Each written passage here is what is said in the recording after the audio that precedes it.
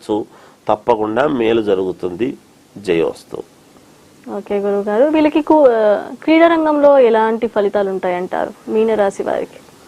క్రీడారంగంలో ఉండేటువంటి వాళ్ళది ఎట్లుంటుందంటే అమ్మ 50-50 ఛాన్సెస్ ఉంటాయి. ఎందుకంటే క్రీడారంగంలో ఉండేటువంటి వాళ్ళ జన్మ లగ్నం ఏమో తెలియదు మనం ఎవరు అని చెప్పటానికి ఫలానా అని.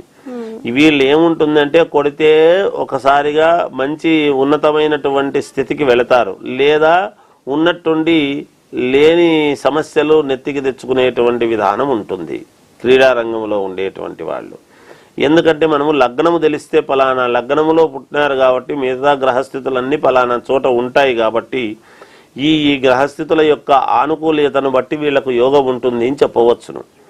అందుకని మనం అది తెలియకుండా కేవలం రాశిని బట్టే చెప్పటము అనేటప్పటికి ఏమవుతుంది అంటే, ఎలాగో ఏలినాడు శని ప్రభావం ఉన్నప్పుడు విపరీతమైన శారీరకమైన శ్రమ అనేటువంటిది ఇస్తాడు.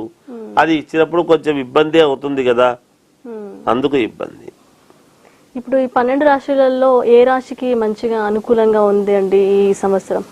ఈ సంవత్సరం 12 రాశులలో ఉండేటువంటి వాళ్ళది అంటే ఒక్క మీన రాశి, ధనుస్సు రాశి తప్ప మిగతా అన్ని రాశుల వాళ్లకు, వృషభ రాశి, ఈ 3 రాశుల వాళ్లకు తప్ప మిగతా అన్ని రాశుల వాళ్లకు యోగవంతముగానే ఉన్నది. వీటిల్లో ఈ 3 రాశుల వాళ్లకు కూడా పూర్తి బాగలేదు అనడానికి ఉండదు. వాళ్ళ జన్మలగ్నాన్ని బట్టి వాడిని బట్టి చూసినప్పుడు, దాన్ని బట్టి అనుకూలించినప్పుడు కొంతమందికి యోగంగాను, కొంతమందికి చిన్నపాటి ఇబ్బందులు ఉండవచ్చునేమో, అంతే. ఎప్పుడైనా ఎక్కడైనా బాగలేదు అనగానే ఎవరు డీలా పడిపోయి మాకు బాగలేదేమో, అయిపోయిందేమో మా జీవితము అని అనుకోవాల్సినటువంటి పని ఎంత మాత్రము లేదు. గ్రహస్థితులు అనేటువంటివి ఉన్నప్పుడు వాటికి మనం ఉపశమనం అనేది ఉంటుంది ఎప్పుడు కూడా. ఆ ఉపశమనం అనేటువంటిది ఎప్పుడైతే చేసుకుంటామో ఖచ్చితముగా మళ్ళీ అవి యోగవంతం వైపు నడిచేదానికి మేలు జరుగుతుంది. అంటే రాబోయేటువంటి ఇబ్బందులను మనము పెద్ద ఇబ్బంది ఏదో వస్తుంది అనేటువంటి దాన్ని చిన్న ఇబ్బందితో పోగొట్టుకునేదానికి అవకాశం. అసలు ఇబ్బందులే రావు అని చెప్పటానికి ఉండదు, వస్తాయి. కానీ చాలా పెద్దది కాస్త తప్పిపోయి మనం చేసుకున్నాము అనేటువంటిది ఉంటుంది. మనం అంటూ ఉంటాం, లేకపోతే ఏదో జరగాల్సిందే చిన్న దాంట్లో తప్పిపోయింది నాకు అని చెప్పుకుంటుంటాం, వాడుక భాష.